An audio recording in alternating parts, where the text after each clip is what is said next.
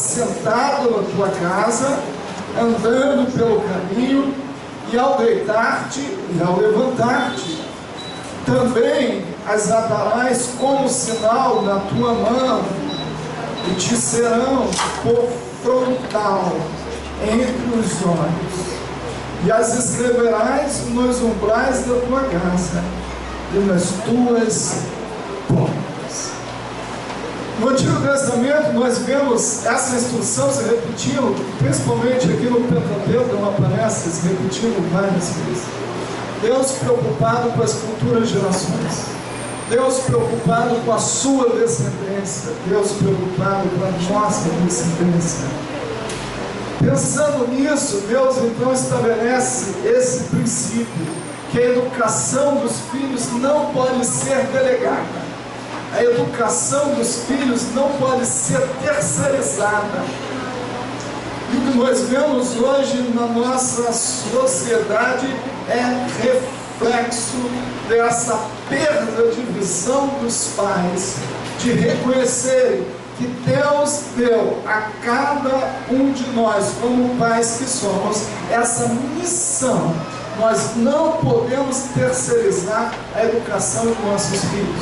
A igreja tem escola dominical, mas a igreja não é responsável pela educação dos seus filhos. A educação é nossa responsabilidade. A escola que você envia seu filho, por melhor que seja, ela não substitui o seu papel, o nosso papel como pai. Queridos irmãos, é fácil perceber o que acontece quando nós deixamos de enxergar essa responsabilidade, quando nós terceirizamos. Abra sua Bíblia no livro de Juízes, capítulo 2. Juízes, capítulo 2, versículo 8.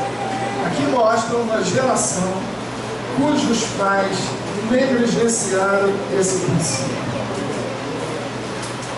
Juízes capítulo 2, versículo 8. Todos acharam?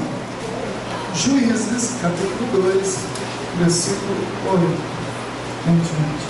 Faleceu Josué, filho de Nun, servo do Senhor, com a idade de 110 anos, e sepultaram no limite da sua herança em Timnat-Heres, na região montanhosa de Efraim, ao norte do Monte Gades. Foi também congregado aos seus pais toda aquela geração, e outra geração após ele se levantou, que não conhecia ao Senhor, nem tampouco as obras que fizeram a Israel. O que aconteceu? Então fizeram os filhos de Israel o que era mal perante o Senhor, pois serviam os Baalins, deixaram o Senhor Deus dos seus pais, que os tiraram da terra do Egito, e foram-se após outros deuses, dentre os deuses das gentes que havia ao redor deles, e os adoraram. Queridos irmãos, o que é que aconteceu com os filhos daqueles irmãos? Provocaram a ira do Senhor. Por que isso aconteceu? Porque levantou-se uma geração que não conhecia o Senhor e nem as obras que ele tinha. A educação do seu filho, ela compreende tanto a formação espiritual dele, quanto a formação intelectual. É triste nós vermos na igreja que muitos pais gastam verdadeira fortuna investindo na vida de seus filhos, na formação intelectual, mas não investem quase nada na sua formação espiritual. Você não mede esforços para gastar, para pagar a melhor escola, mas quando tem um retiro de adolescente na igreja, você fala para o pastor, é muito caro. Por que isso? Porque você valoriza mais que o seu filho seja um homem profissionalmente bem-sucedido no futuro do que ser um missionário na África?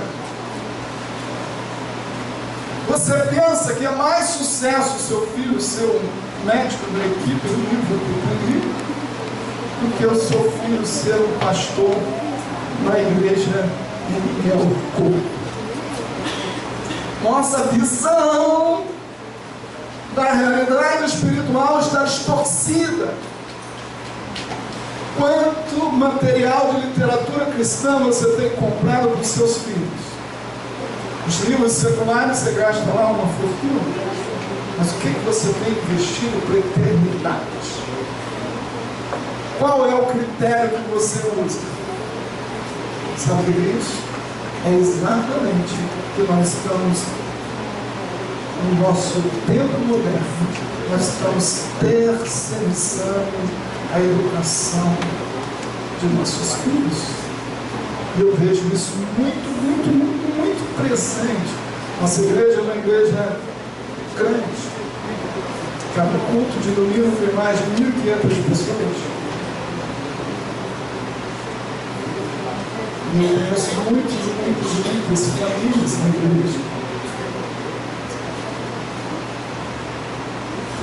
cuja visão da educação dos seus filhos está muito distante do que as Escrituras estão. Sabe o que vai acontecer no futuro? A ira de Deus estava sobre eles, porque aquela geração não conhecia o Senhor. Jesus está deixando de ser apresentado para essa geração atual, porque os pais estão terceirizando a educação dos seus filhos. Sabe qual é o resultado disso? Nossas crianças não reconhecem a autoridade dos próprios pais. Logo, desenvolve uma natureza de subordinação. E isso tem repercussão em toda a sociedade, nas escolas, no trabalho e no relacionamento com outras pessoas. Pelos pais terceirizarem a educação, ele não formou no filho um símbolo que as Escrituras estabelecem. Honra teu pai e tua mãe. Respeite teus pais. Por quê? Porque eles são a autoridade de Deus. Esse é o princípio. Então os pais terceirizarem isso, então a criança ela não aprende que papai e mamãe é autoridade. E por não aprender que papai e mamãe são autoridades, eles desenvolvem o seu caráter, a sua personalidade como um subordinado, porque não aprendeu lá na casinha dele que papai e mamãe é a autoridade de Deus sobre a vida dele. E aí ele chega, ele não respeita o pastor, ele não respeita o diácono, ele bate no professor, ele xinga o professor, ele vai trabalhar, o patrão chama atenção, ele sai do emprego. Sabe por quê? Porque ele não aprendeu a ser subordinado. Sabe por quê? Porque começou lá na casinha dele, porque os pais não ensinaram para ele que ele tem que respeitar as autoridades que Deus constituiu. E aí, somado isso ao movimento cultural, não nos permite falar da pós-modernidade, e tudo isso que nós vivemos, todas essas ideologias, que vocês já ouviram por aí. Somado isso, aí nós temos, desculpa a expressão, caricatura, monstrinhos sociais sendo formados. Professora agredida por aluno. Manchete de Jornal Nacional. Todo mundo chama. Ou é só lá em Nova Iguaçu que não precisa? Queridos irmãos, a terceirização da educação dos filhos, ela tem um peso enorme. As consequências sociais são enormes. Nossas crianças estão perdendo sua identidade familiar. Elas não sabem valorizar o relacionamento familiar. Elas são abandonadas ao seu mundo digital. Por quê? Porque o pai terceiriza a educação para o smartphone, terceiriza para a Netflix, terceiriza a educação para os meios de entretenimento, e a criança, então, ela perde a capacidade de se interrelacionar em grupo. Papai e mamãe, ela perde aquele prazer de escutar que o pai lhe conte uma história. Ela perde o prazer de escutar que a mãe lhe conte uma história. Por quê? Porque ela foi delegada, ela foi inserida no mundo digital de tal forma que aquele mundo está substituindo a presença e a influência do pai. Aí o filho não quer ser mais como o pai. Ele quer ser como alguém que ele viu lá na internet, ou que ele viu no Netflix, ou que ele viu na novela de criança que aparece mexicano por aí. Os ídolos não são mais os heróis da fé, muito menos os heróis da história da igreja, porque esse ninguém nem conhece. Os ídolos são os artistas de Hollywood, ou senão nessa famosa emissora que fabrica novela e ganha milhões com a audiência. Os pais terceirizando a educação dos seus filhos. Depois, não tem presídio com eles. Porque estamos formando uma geração que não conhece a autoridade.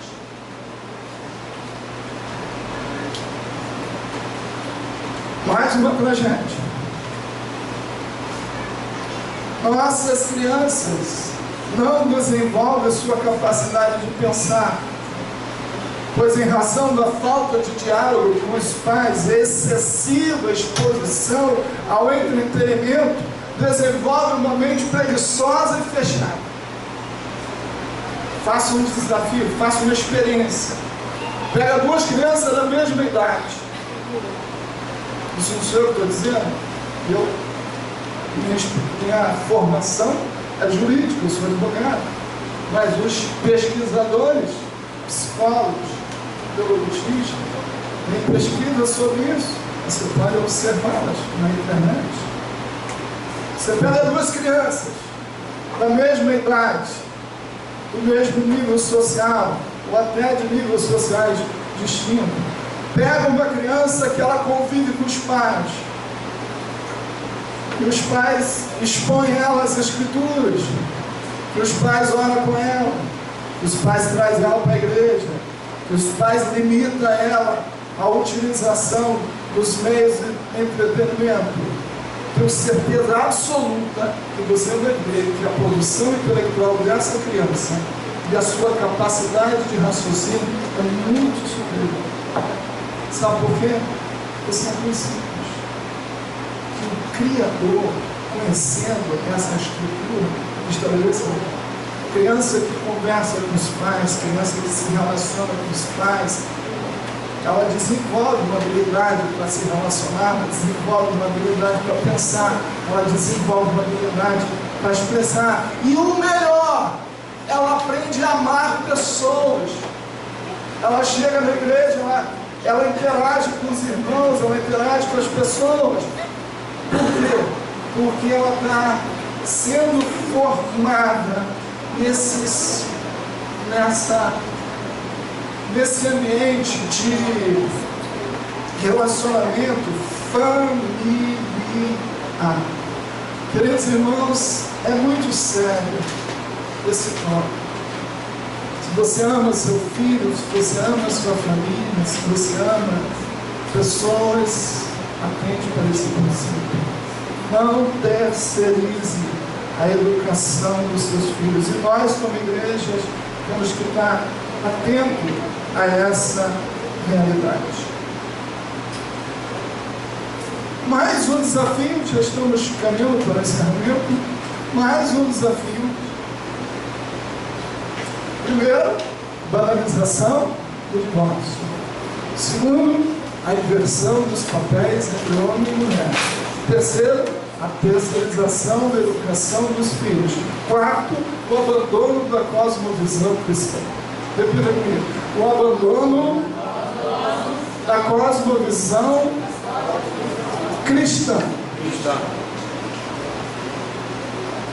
O texto que nós lemos no início, lá de Romanos, ele fala exatamente que a mente de cada cristão, ela tem que ser formada pela transformação do nosso entendimento. E à medida que nós somos transformados, a nossa visão cristã vai sendo formada. Todo mundo aqui tem uma cosmovisão. Todo mundo aqui tem uma cosmovisão. O que é a cosmovisão? O famoso escritor Francis Schaeffer disse que cosmovisão é o filtro através do qual uma pessoa enxerga o mundo. Filtro através do qual uma pessoa enxerga o mundo. Todo mundo aqui já viu aqueles filmes em 3 dimensões, né? Você chega lá no cinema, aí eles te dão um óculos, você olha para a tela sem aqueles óculos, você vê a imagem de um jeito. Quando você bota o óculos, você vê a imagem de outro jeito. É exatamente isso. Todos nós temos uma visão de mundo. Como você encarna as práticas culturais? Os temas da modernidade, amor, homossexualidade, ideologia de gênero, igualdade, homem e mulher. Como você vê Deus? Como você vê a sociedade? Como você vê os valores? Como você vê a ética de vida? Isso é a nossa cosmovisão. Só que, como cristão que somos, a nossa cosmovisão, a forma pelo qual nós enxergamos o mundo, as lentes que nós temos que usar para enxergar o mundo, precisa ser as lentes das Escrituras. Você não pode interpretar o mundo, você não pode interpretar a vida e a sociedade, você não pode interpretar os valores éticos com base naquilo que é passado pela mídia. Você não pode formar suas opiniões com base nas suas próprias experiências de vida. Queridos irmãos, nós fomos chamados para enxergar o mundo com a visão de Deus. E a visão de Deus é revelada onde? Nas Escrituras.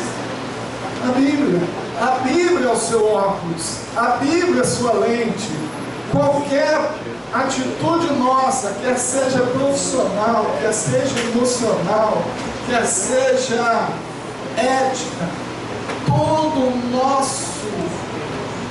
a nossa forma de agir, nós temos que enxergar tudo pela lente das Escrituras, e especialmente pela lente do Evangelho. Cristão entrevistado, o que você acha que tem que fazer com os bandidos? Matar todo mundo. Estou te dando um exemplo. Mata todo mundo. Bandido bom é bandido morto. Estou fazendo propaganda de mim. O que é isso? O cristão que fala desse jeito, ele está formando a sua opinião pelo rancor, pelo ódio social, e não pelas Escrituras. Queridos, a igreja de Cristo precisa ser submetida diariamente à palavra de Cristo, e nossa forma de viver e de enxergar o mundo tem que ser as Escrituras. Senão deixamos de ser aquilo que o qual nos define, discípulos de Cristo. A única lente que eu posso possuir para poder me manifestar, me posicionar sobre todas as minhas escolhas, sobre todas as questões da vida, são as lentes das Escrituras. E graças a Deus, porque temos as Escrituras. Graças a Deus, porque ela me ensina a ser pai, ser marido, ser patrão, ser empregado, ser servo, ser discípulo, ser mulher. Ela me ensina tudo, porque é o manual de Deus. É o manual de Deus. Agora, o que acontece hoje na família cristã é porque nós estamos perdendo a nossa cosmovisão cristã. E estamos permitindo-nos amoldarmos, nos moldarmos com os padrões desse século, que são padrões anticristãos e destrutivos. Esse é o grande perigo que o cristianismo enfrenta hoje. A gente já vimos na finalização. Como então nós devemos enfrentar todos esses desafios da família contemporânea? Como enfrentar esses desafios? A Simone vai falar um pouquinho sobre a primeira atitude nossa, que é da necessidade de enfrentarmos isso com a oração. Não é só aquela que a gente faz aqui na igreja. Ela vai falar um pouquinho. Eu pedi que ela falasse sobre isso, porque ela não está aqui, então eu ouvi esse nome. Uma pessoa que tem uma dedicação muito grande à oração. Um dia eu falei com ela assim: olha, eu não preciso orar tanto assim. Deus tem a chamado ela para ser uma intercessora. Deus tem chamado ela para essa guarda na nossa casa, na casa de Deus, sobre esse item tão importante para a vida cristã, que é a oração. Então, vai falar um pouquinho para as pessoas. A irmã vai terminar o almoço. Cadê a irmã que falou que vai terminar o almoço? Vai terminar, irmã. Já estamos encerrando. O que acontece? A primeira imagem que eu tenho na minha vida é minha mãe de joelhos dobrados orando. Eu muito calorenta. Minha mãe era da Assembleia de Deus, daquela do pé roxo. A Assembleia de Deus de combinação, manga 3/4, coquinho no cabelo. Aquela igreja de que foi avisado: olha, se a Hilda, minha irmã mais velha, eu fui dama de honra dela com 4 anos, eu fui dama de honra da minha irmã mais velha. Falei que ela é mais velha que eu, 13 anos. Se a Hilda chegar aqui com um pó de arroz, eu não vou fazer o casamento dela. Mas não era um farisaísmo. As irmãs oravam e gastavam um tempo de oração. Não estou falando que quem não usa coque não ora, porque eu não uso coque, eu oro. Então, a primeira visão para a família, para vocês terem a noção que marca uma criança, é que já tinha menina com aquela roupinha comprida e eu só de calcinha, com a camisa morrendo de calor, minha irmã me abandonando, minha mãe: Jesus, que menina calorenta. Eu lembro disso com 5 anos, 4 anos, como um sonho. Eu lembro da minha mãe orando. Então eu sempre soube que o caminho para uma vida feliz era oração. Depois desse conselho que o Robson me deu ainda como meu conselheiro, como jovem, eu falei: Jesus, eu vou orar, eu vou orar. Eu tinha lido um livro na época que estava na moda, terceira e quarta dimensão, e o rapaz, o livro ali narrava uma mãe que orou pelo casamento da filha. Ela especificou, e no dia do casamento, ela pegou, leu aquele livro e falou as características daquele gênero que ela queria. Eu falei: se uma mãe pode orar, eu posso orar pelo meu esposo. Também. Orou, fez isso? Ah, orou e veio, do mesmo jeito, viu, gente? Pode orar que o Senhor tem dado resposta. Eu tenho orado, essa noite eu já orei.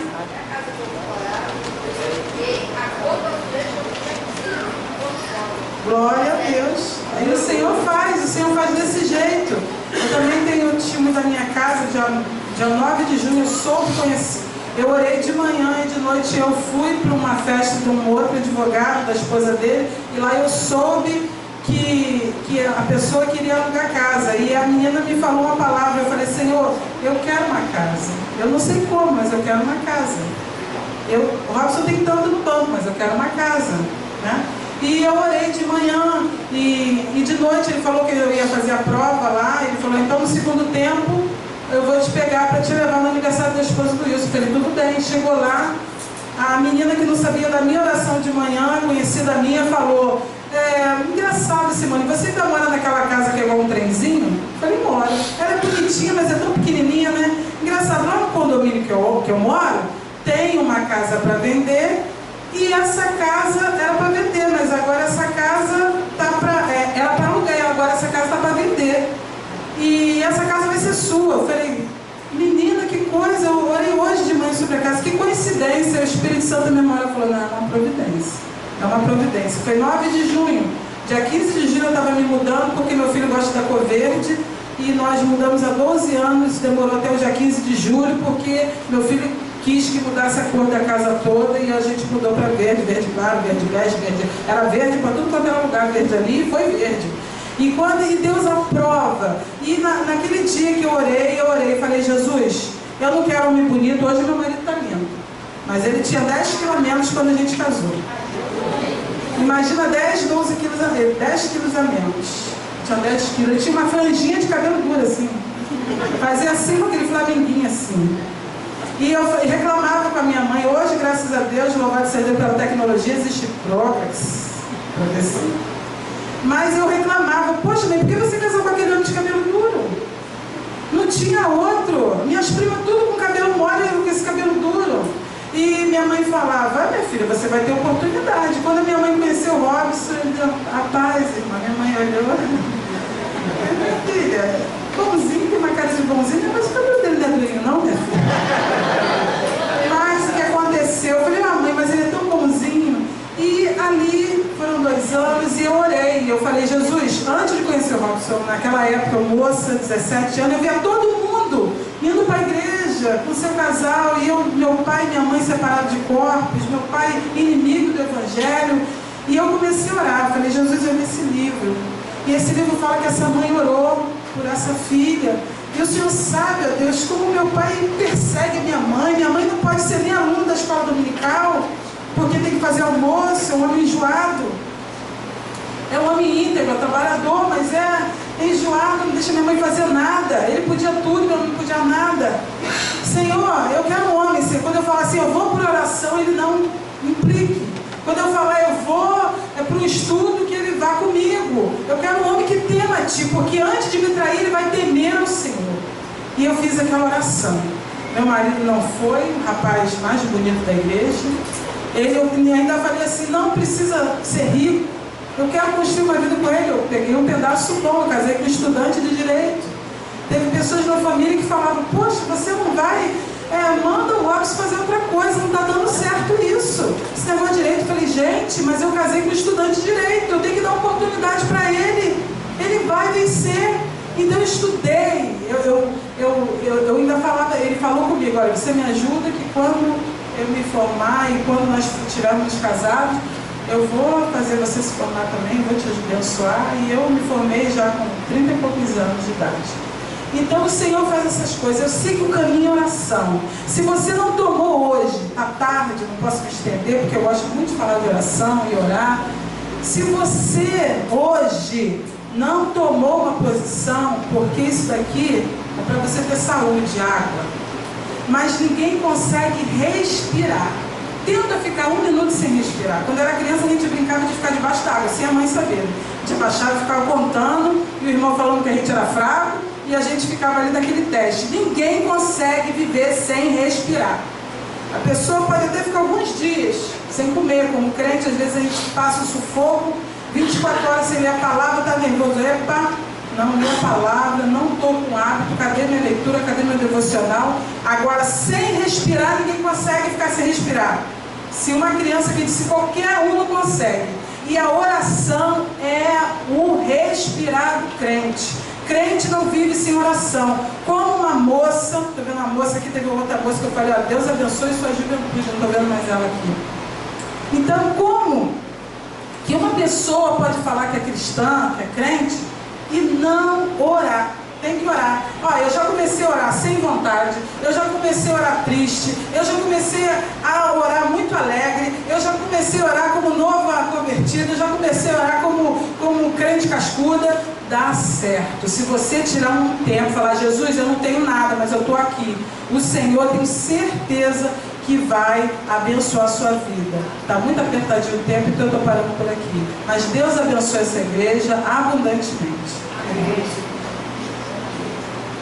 Quem é solteira, ora pelo marido. Quem já é casado, ora pelos filhos, ora pelos netos. Eu já estou orando pelos nossos netos. Meus filhos ainda nem casados são, mas eu já estou orando para que a minha descendência seja uma descendência abençoada pelo Senhor. Queridos irmãos, então, para nós encerrarmos,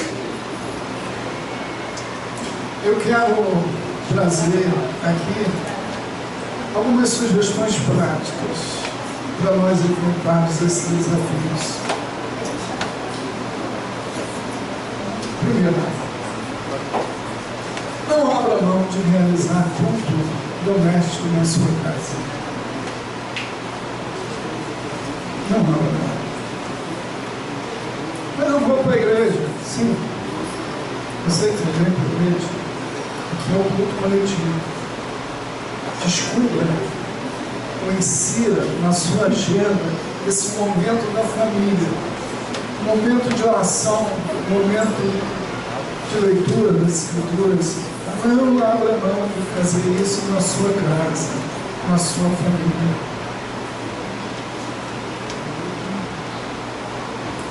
Priorize os momentos de lazer em família.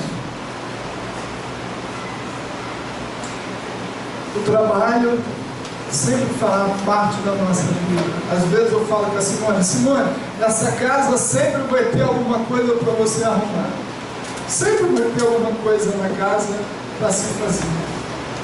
Mas, às vezes, é necessário que a família saia junto, que a família tenha momentos de comunhão junto. Priorize os momentos de alegria da família juntos. Precisa ter dinheiro, não. Eu lembro quando a gente era, nosso filho ainda era bem novinho e nós não tínhamos carro. E eu e Simone fomos na praia lá de Muriqui, pegamos o ônibus da Expresso Mangaratiba, que não existe mais, e fomos de ônibus na praia lá de Muriqui. Tinha carro, tinha condição, mas nós temos muitas histórias que mesmo numa época difícil da nossa vida, nós sempre investimos. Vinha pela Boa Vista, pegavam o trem, levavam um lanche e alegria familiar. Isso é super importante para as famílias. Não deixe que o estresse do trabalho, que o estresse do ministério, que o estresse da igreja interfira no seu relacionamento com a sua família. Às vezes, pai, mãe, marido, mulher estão tão envolvidos no trabalho que esquecem que a finalidade do trabalho é para promover o bem-estar da família. Alguma coisa que está sendo esquecida também, faça visitas regulares a seus parentes. Às vezes a pessoa, quando entra para a igreja, esquece os parentes. Está nos cultos da igreja, mas não visita a mãe que já é idosa, não visita os irmãos, não visita os parentes. Ele está sempre na igreja. Mas como que você vai ganhar a sua parentela para Cristo se você se tornou um crente antipático? Você abandonou seus familiares. Fica difícil nós alcançarmos essas pessoas. Estimule a leitura das Escrituras e pratique ela na sua família. Invista em literatura, livros, revistas. Faça esse investimento na vida da sua família, congressos, conferências, retiro. Você está investindo para a eternidade. Em último lugar, crie sempre o hábito de ser fiel e generoso com Deus através da sua atuação na igreja. Com pessoas que têm uma visão, tudo que ele vai fazer para Deus ele mete. Se é uma campanha na igreja, uma crise dessa, o pastor veio falar em oferta. Quando se diz respeito ao reino de Deus, o coração dele é um coração pobre, um coração fechado, um coração sem generosidade. Irmãos, nós temos que entender que nós não temos nada. A Bíblia diz que de Deus é a terra e a sua plenitude. O carro que eu tenho, a casa que eu tenho, o dinheiro que você tem, tudo isso, na verdade, Deus apenas está te dando a oportunidade de administrar. Você tem que ter uma visão generosa para com o reino de Deus, para que você compreenda o princípio de Deus. Quanto mais você dá, mais você é abençoado. Quanto mais você fecha o seu coração, você está fechando a porta da generosidade. Queridos irmãos, como disse, meu propósito não era criticar a família de ninguém, longe de mim fazer isso. Meu propósito é apenas compartilhar com vocês algumas das riquezas que as Escrituras deixou para que nós tenhamos uma vida melhor, que nós sejamos crentes verdadeiramente comprometidos com esse livro, que a nossa vida possa servir de oportunidade para que Deus seja glorificado. A sua família, antes de tudo, é um instrumento para que o nome de Deus seja exaltado. Olhe para os seus filhos com a visão profética.